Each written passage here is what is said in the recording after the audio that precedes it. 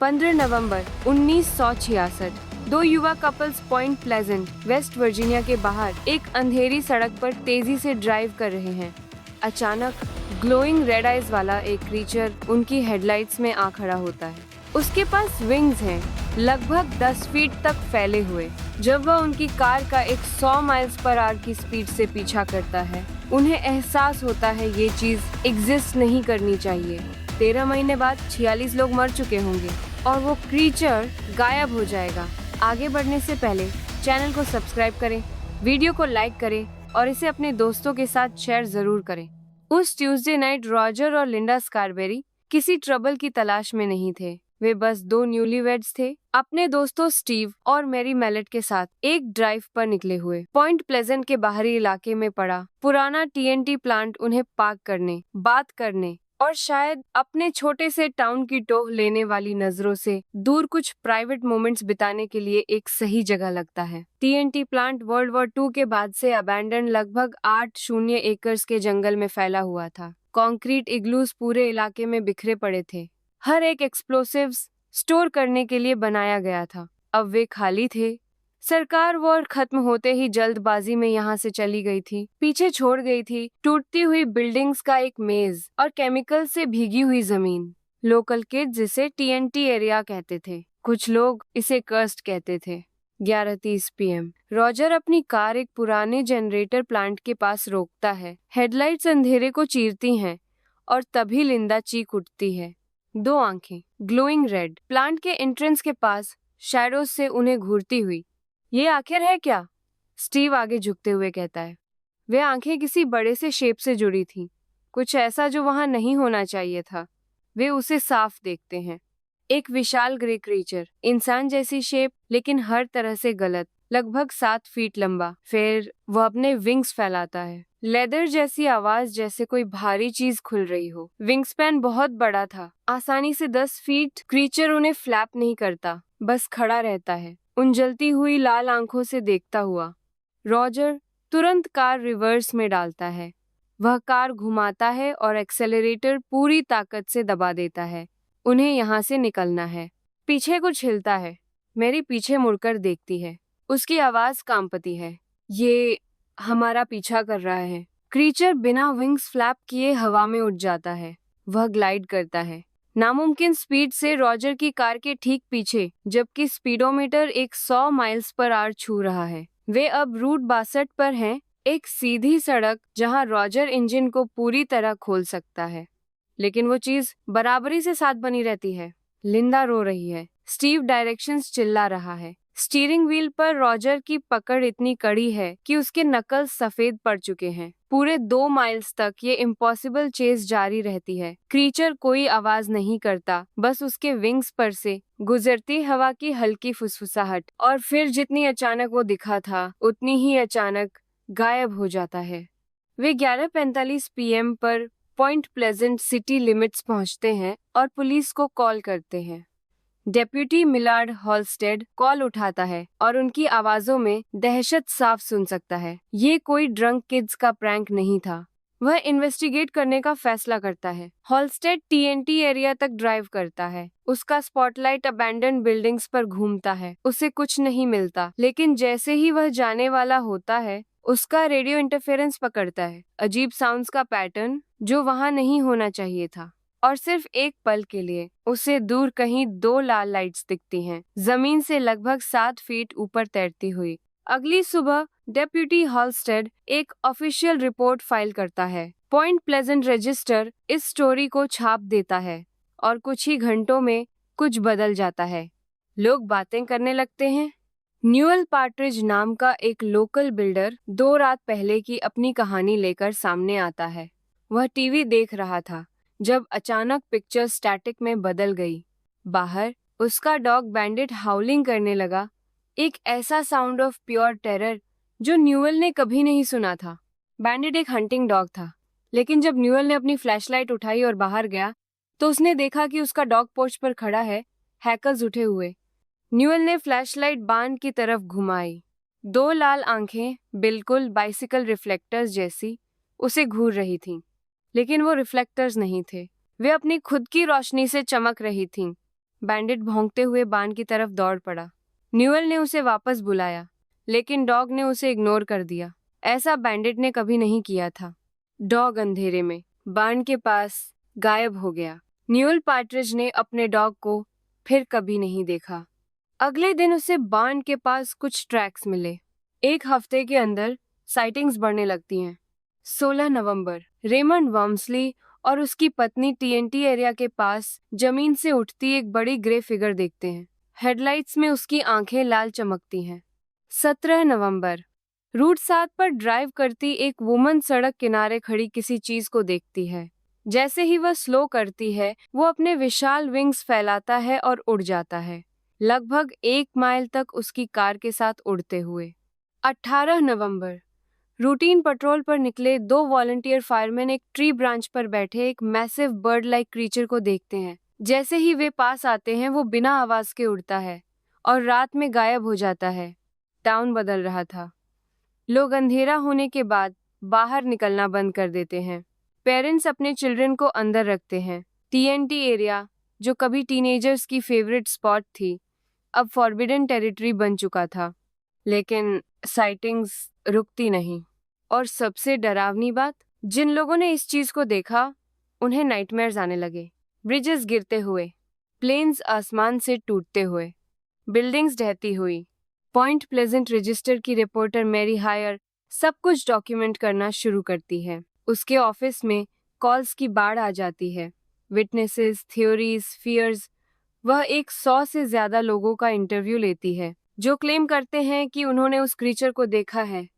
Higher उस creature को एक नाम देती है, हाल ही के बैटमैन टीवी सीरीज के विलन से इंस्पायर्ड, मॉथमैन। दिसंबर तक स्टोरी नेशनल बन जाती है। पूरे देश से जर्नलिस्ट पॉइंट प्लेजेंट पहुंचते हैं। यूएफओ रिसर्चर्स टीएनटी एरिया के पास इक्विपमेंट लगाते हैं।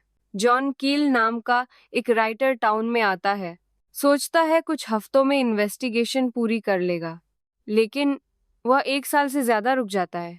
कील सैकड़ों विटनेसेस का इंटरव्यू लेता है, टीएनटी एरिया में कैंप करता है, डरे हुए रेजिडेंट्स के फोन कॉल्स हर वक्त उठाता है, और जितना ज्यादा वह इन्वेस्टिगेट करता है, चीजें उतनी ही स्ट्रेंजर होती जाती हैं। लोग स्ट्रेंज फोन कॉल्स की रिपोर्ट करते हैं, ऐसी आवाजें जो इवेंट्स होने से पहले उनकी भविष्यवाणी कर देती हैं। कार्स टीएनटी एरिया के पास बिना किसी मैकेनिकल रीजन के बंद हो जाती हैं। इलेक्ट्रिकल इक्विपमेंट फेल हो जाता है। कुछ विटनेसेस क्रीचर से एनकाउंटर के बाद कंजंक्टिवाइटिस, आंखों की दर्दनाक इन्फ्लेमेशन डेवलप कर लेते हैं। कॉनी कारपेंटर नाम की एक यंग मदर को साइटिंग के बाद बार बार एक सपना आता है, ओहायो रिवर पर तैरता हुआ एक खूबसूरत क्रिसमस पैकेज। जब वह उसे खोलती है, अंदर मौत होती है। वो इमेज उसका पीछा नहीं छोड़ती। 11 जनवरी 1967 को कुछ नया होता है। मेबल मैकडैनियल नाम की एक वुमेन हिस्टेरिकल हालत में पुलिस को कॉल करती है। उसका दावा है मॉथमैन उसके फ्रंट पोर्च पर था, अंदर आने की कोशिश कर रहा था। जब ऑफिसर्स पहुंचते हैं, उन्हें उसके डोर पर गहरे स्क्रैचेस मिलते हैं, ऐसे निशान जो वहां नहीं होने चाहिए थे। 1967 की स्प्रिंग और समर में साइटिंग्स कम हो जाती हैं, लेकिन पूरी तरह बंद नहीं होती। क्रीचर मानो पूरे एरिया में घूम रहा हो, कभी टीएनटी प्लांट, कभी ओहायो रिवर के पास, कभी लोगों के बैकयार्ड्स में। जॉन कील सैकड़ों पेजेस के नोट्स जमा कर चुका था। उसने पैटर्न्स नोटिस किए। साइटिंग्स अक्सर स्पेसिफिक डेट्स के आसपास होती थीं।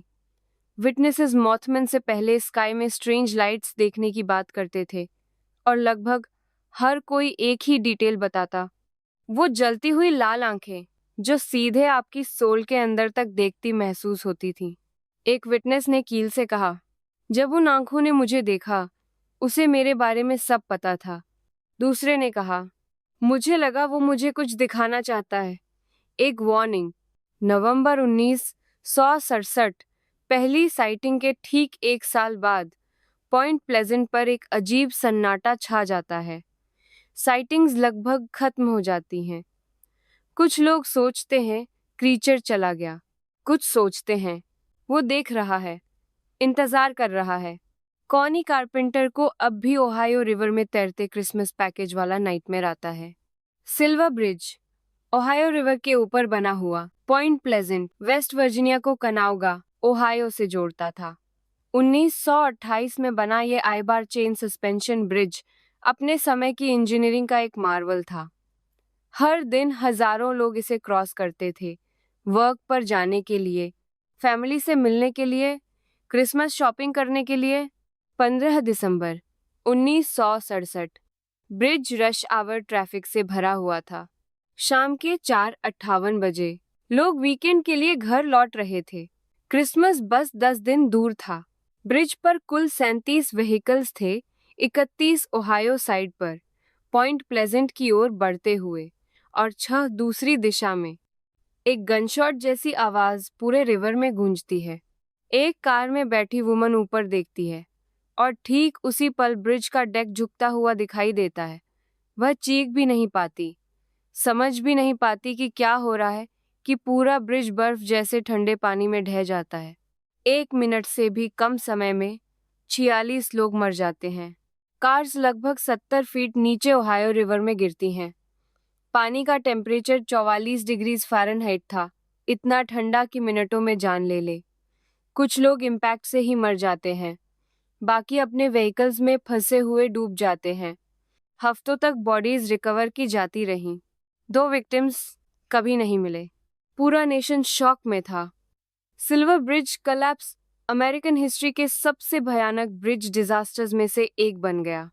इंजीनियर्स ने पता लगाया कि सस्पेंशन चेन का एक टाइनी आई बार बस एक छोटा सा मेटल लिंक में माइक्रोस्कोपिक क्रैक आ गया था। दशकों का स्ट्रेस आखिरकार उसे तोड़ देता है और पूरी स्ट्रक्चर गिर जाती है। एक सिंपल मैकेनिकल फेलियर।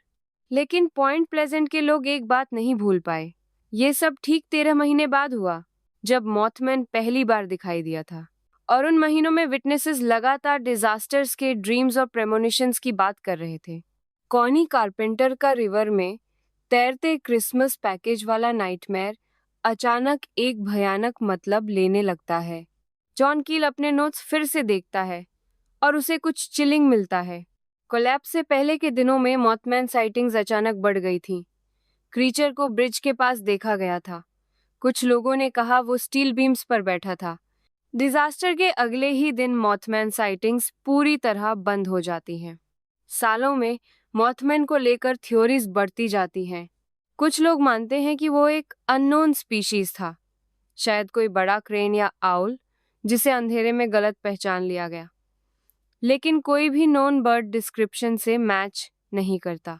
7 फीट लंबा, 10 feet wing span, glowing red eyes और बिना विंग्स फ्लैप किए एक 100 माइल्स पर आवर की फ्लाइट। दूसरे कहते हैं वो एक्स्ट्रा टेरेस्ट्रियल था। 1966 से 1967 में पॉइंट प्लेजेंट में यूएफओ साइटिंग्स काफ़ी कॉमन थीं। कुछ विटनेसेस ने मॉथमैन और स्काई में स्ट्रेंज लाइट्स दोनों देखने की बात कही। पैरानॉर्मल रिसर्चर्स का मानना है वो एक इंटरडायमेंशनल बीइंग था, किसी दूसरी रियलिटी से फिसलकर आया हुआ। उनका दावा है कि टीएनटी एरिया केमिकल कॉन्टैमिनेशन और वॉर की ट्रॉमेटिक हिस्ट्री के कारण एक थिन प्लेस बन गया था, जहां दुनियाओं के बीच की बैरियर्स कमजोर पड़ जाती हैं। स्केप्टिक्स इसे मास हिस्टीरिया बताते हैं, एक स्मॉल टाउन पैनिक जो कंट्रोल से बाहर चला गया। लेकिन विटनेसेस जानते हैं उन्होंने क्या देखा था। रॉजर स्कारबेरी अब 70 के पार आज भी अंधेरा होने के बाद पुराने टीएनटी एरिया के पास ड्राइव करने से मना कर देते हैं। 2003 में पॉइंट प्लेजेंट ने अपनी डार्क हिस्ट्री को अपनाया। टाउन सेंटर में 12 फुट टॉल मॉथमैन स्टैचू लगाई गई पॉलिश स्टील की बनी, ग्लोइंग रेड आइज के साथ। हर साल यहाँ मॉथमैन फेस्टिवल होता है, जहाँ हजारों विजिटर्स आते हैं। लेकिन पुराने रेजिडेंट्स आज भी डर याद करते हैं।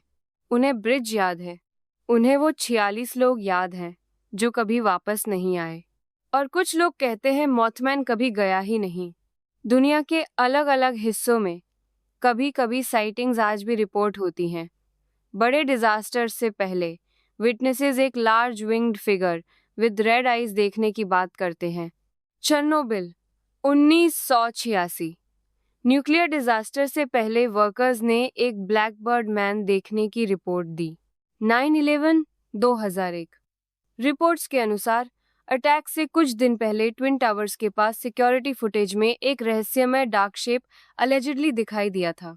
मिनियापोलिस 2007। I-35W ब्रिज कोलैप्स से पहले स्ट्रक्चर के पास ग्लोइंग आईज वाला क्रीचर देखने का दावा किया गया। Coincidence? Pattern? Warning? Silver bridge disaster की फोटोग्राफ्स आज भी पॉइंट प्लेजेंट को हॉन्ट करती हैं। डार्क पानी से बाहर निकला हुआ ट्विस्टेड मेटल, रिवर से बॉडीज निकालते रिकवरी वर्कर्स, किनारे पर इंतजार करते ग्रीविंग फैमिलीज। 46 लोग एक पल में खत्म। और उससे पहले 13 महीनों तक ग्लोइंग रेड आइज वाला एक क्रीचर टाउन पर नजर रखे हुए था। क्या मॉथमैन डूम का हार्बिंगर था, लोगों को आने वाली कैटास्ट्रोफी से वार्न करने की कोशिश करता हुआ, या वो कुछ और ज्यादा डार्क था, कुछ ऐसा जो डिजास्टर्स पर पलता है, ट्रेजेडी की ओर ऐसे खिंचता है जैसे फ्लेम की ओर मौत? शायद हम कभी नहीं जान पाएंगे। लेकिन पॉइंट प्लेजेंट की शांत रातों में जब शैडोज लंबी हो जाती हैं और ओहायो रिवर काला बहता है, कुछ लोग आज भी आसमान को स्कैन करते हैं, ट्री लाइंस को घूरते हैं, लोनली रोड्स पर अपने रियर व्यू मिरर्स चेक करते हैं, क्योंकि वे जानते हैं अगर आपको वो ग्लोइंग रेड आइज वापस घूरती दिखें तो शायद बहुत देर हो चुकी होगी। पुराना TNT एरिया अभी भी मौजूद है। धीरे धीरे नेचर उसे अपने कब्जे में ले रही है और कहीं उस अंधेरे में शायद मॉथमैन अब भी देख रहा है, इंतजार कर रहा है अगले डिजास्टर का, अगली वार्निंग का जिसे कोई नहीं सुनेगा।